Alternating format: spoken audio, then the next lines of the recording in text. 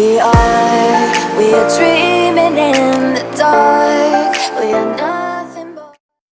Ever wanted a luxury four-door sedan with a Lamborghini engine for under $25,000? Well, now's your chance. The C6 generation Audi S6.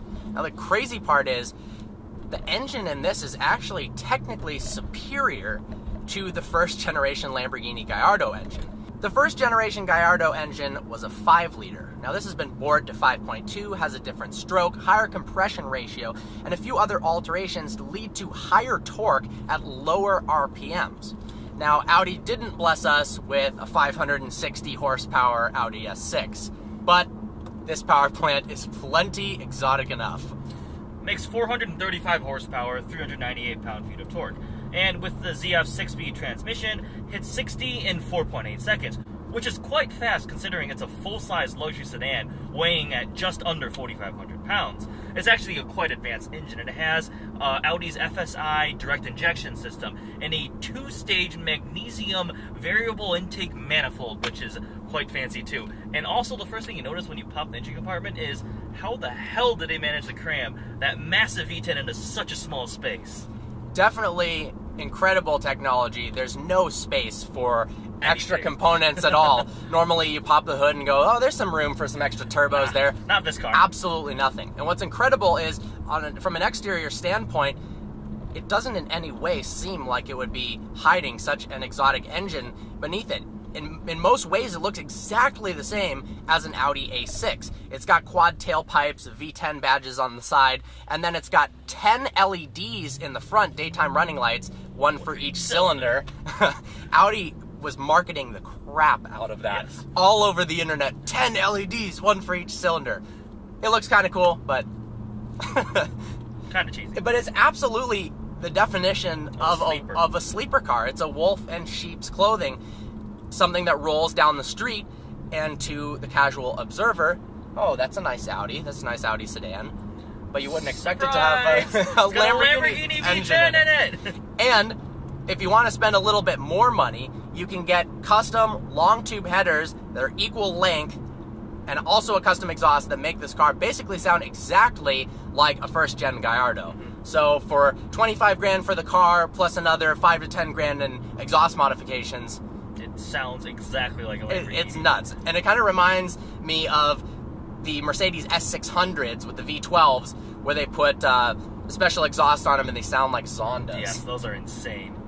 The S6 has a speed-sensitive rack and pinion steering. As you go faster and faster, it tightens up a bit to increase stability. It is, however, pretty light, and actually has only 2.5 turns from lock to lock. That makes the car feel a little bit lighter on the road. Of course, 4,500 pounds is not a light vehicle, part thanks to a V10 and another thanks to the all-wheel drive Quattro system. But it does feel sporty. Now, people complained originally when it was released that the suspension was a little bit too firm for a daily driver, basically. But you know, it has aged. This is a 2008, and the road has taken its toll on the suspension almost in a positive way. It's a little bit more comfortable. It does ride really comfortably. It's very isolated from the road. Yeah. A lot of sound deadening, not a lot of road noise or wind noise. But the downfall of that is you can't really hear that V10 at all. It's very muffled. So this has an aftermarket exhaust on it, which makes it a little bit louder. The owner of the car actually doesn't know quite yet which exhaust system it is, but they're thinking MagnaFlow. But as Eddie said, you don't really get to experience that engine as much sound, yeah. as you do on the outside when somebody drives by in this. It's absolutely marvelous. From an interior standpoint, it is quite well appointed.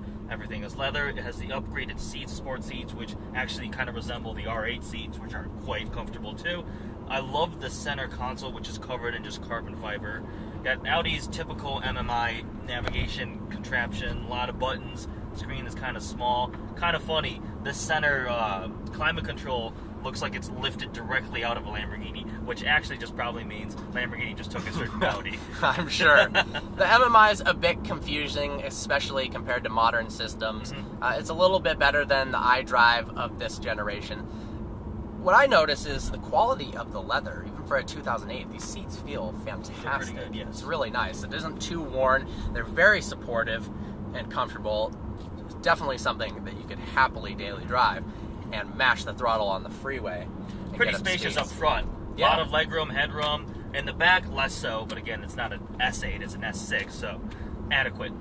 Definitely another alternative to this car for a little bit more money, but still a bargain, is the V10 Audi S8. This car was $75,000 new. The S8 was more than that. Take a massive depreciation hit. Yeah. And now, the relatively affordable cars. Yes. You can pick up one of these with higher mileage between 15 and 20 grand, and lower mileage ones between 20, 25, and pristine ones 30 grand. So, talking about the pricing, when this car was brand new, as Parker just mentioned, $75,000. And when it came out, the other German sports sedans that were available were pretty much the Mercedes-Benz E63 and the E60 M5. So, the thing is, those were much more powerful and faster, but they also cost significantly more. From a base price, I believe the S6 was between $13,000 to $15,000 cheaper than the two BMW and Mercedes thing, but it also made much less horsepower. I mean, the M5 V10, 500 horsepower, the E63 had the big 6.2 V8, made a lot more horsepower, but it was cheaper.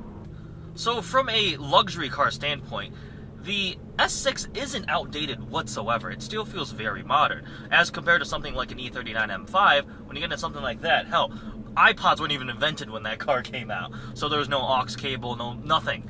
This has navigation, backup camera, backup sensors, Bose audio system. It's a very modern luxury car. And it's actually practical. You've got all-wheel drive, so you can take it in the snow and in the rain. Yes. You've got split-fold rear seats, so you can pass through stuff in the back. It's a really useful feature. That's kind of a bummer when some cars don't have it. Mm-hmm. It even has a spare, which is often not the case in a lot of performance cars.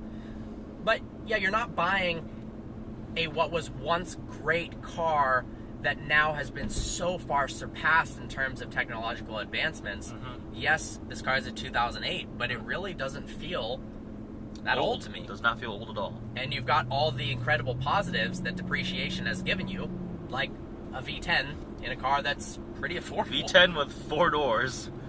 As a summary, here are some of the things we love and hate about the C6 generation Audi S6. First off, obviously, is the incredible engine. Lamborghini-derived 5.2-liter V10 sounds awesome, and having a Lambo engine in a sedan is absolutely nuts. Second is the value for what you're getting. This car does not feel old, outdated. It feels very modern. Has a lot of luxury, a lot of technology, and it's a great car. Wolf in sheep's clothing. This is one of the ultimate stealth cars. Yes. You pull up next to someone in their tuned Subaru, and they're ready to race. They think you're in your soccer mom's A6, and you just absolutely cook them with a 435 horsepower V10. There are some downsides. One of the things we would not like about this car is reliability. It is an older Audi. A lot of them are higher miles. It's not so much engine, but all the other electronics and issues will go wrong, and it will get expensive to fix. Yeah, you do have to remember, this was a $75,000 car, Yes. so when stuff breaks, if you pick this car up for 17 grand, it's not going to be your typical $17,000 Ford Focus in terms of repair costs. Yeah, exactly.